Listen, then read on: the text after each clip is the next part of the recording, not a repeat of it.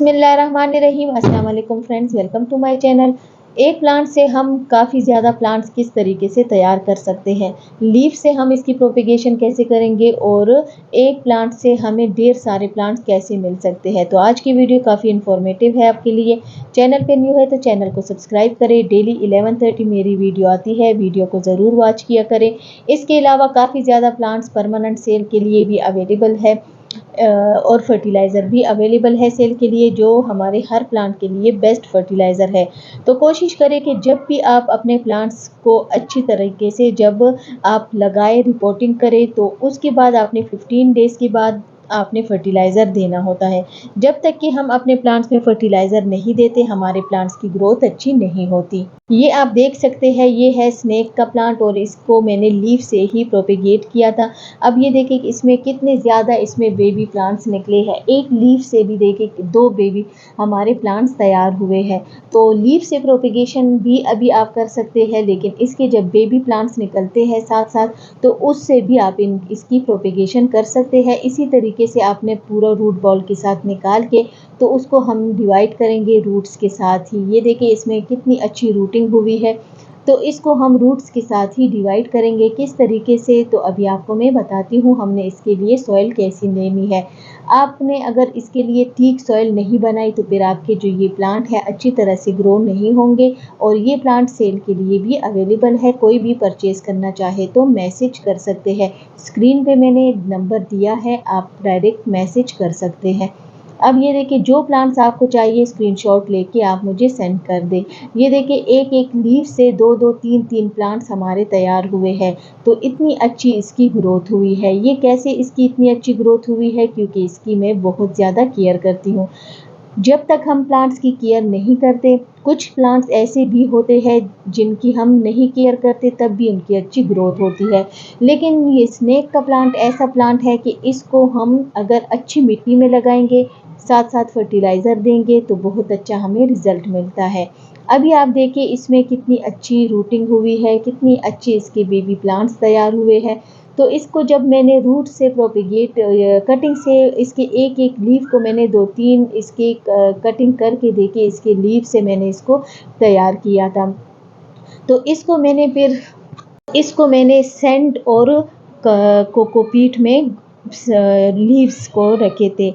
और अभी मैं इसको शिफ्ट करूँगी। ये देखिए इसमें मैंने 1-2 इंच तक मैंने सिर्फ नीचे पत्थर डाले हैं। पत्थर आपने ज़रूर डालने हैं क्योंकि इसमें होल नहीं है। जब होल नहीं होता पॉट में, उसकी केयर थोड़ी सी मुश्किल होती है। अगर आप बिगनर्स हैं तो फिर आप ऐसा करें कि पहले तो आप कोशिश करें होल वाला पॉट ले। अगर फिर भी नहीं है और आप इस तरीके से पॉट में लगाना चाहें तो फिर आप नीचे कुछ 1-2 इंच तक आप इसमें पत्थर डालें, तो फिर उसके ऊपर आप मिट्टी डालें।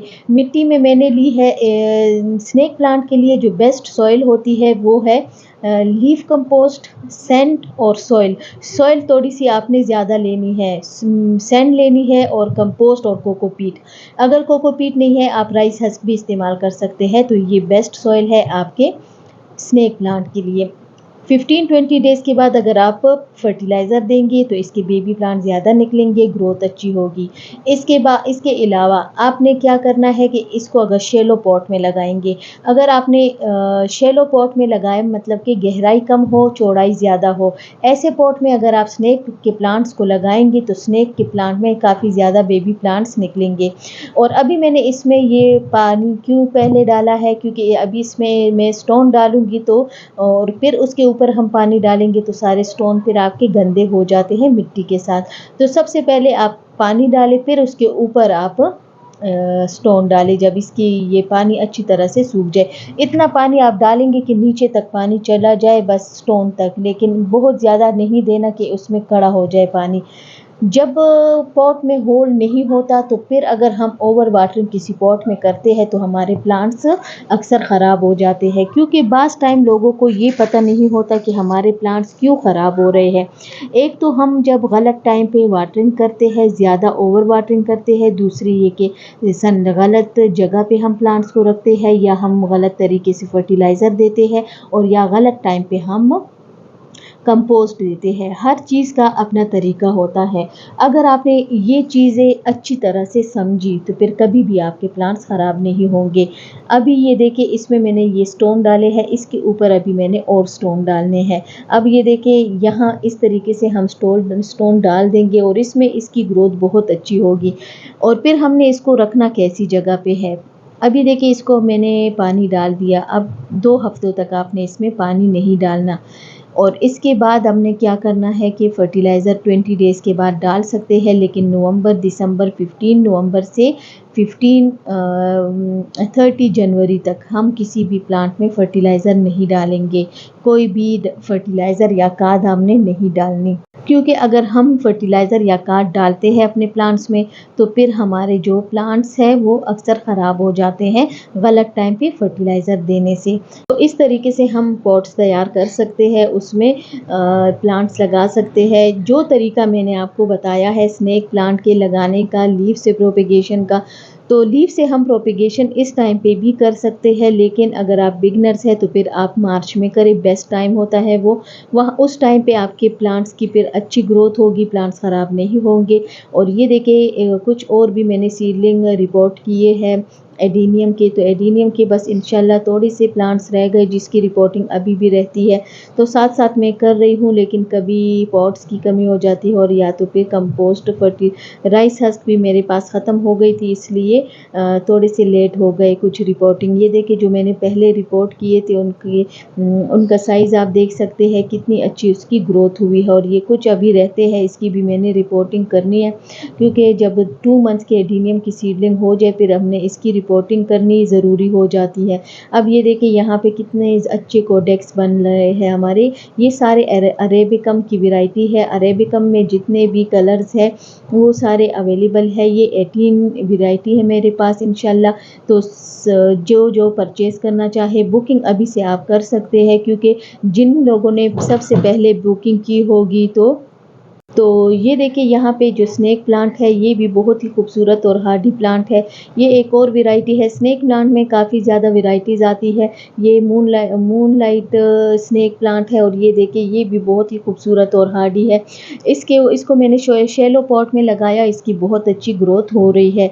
तो ये यहाँ पे देखिए मैंने जितने भी परमानेंट प्लांट्स रखे हैं ऐसी जगह पे मैंने रखे हैं कि ये ओस से बचे, क्योंकि अभी विंटर आने वाले हैं तो विंटर में हमने प्लांट्स को ओस से बचाना है। ये सारे प्लांट्स अवेलेबल है सेल के लिए भी, आप परचेज़ करना चाहे तो व्हाट्सएप कर सकते हैं। और एडीनियम के प्लांट्स की मैं आपको एक और बात बताऊं कि बुकिंग अभी भी हो रही है। अगर आपने बुकिंग की तो जब सेल के लिए प्लांट्स रेडी होंगे तो सबसे पहले जिन्होंने बुकिंग की होगी उनको ही प्लांट्स मिलेंगे, क्योंकि इनमें सिर्फ 200 जो है तो सेल करूँगी और बाकी नहीं।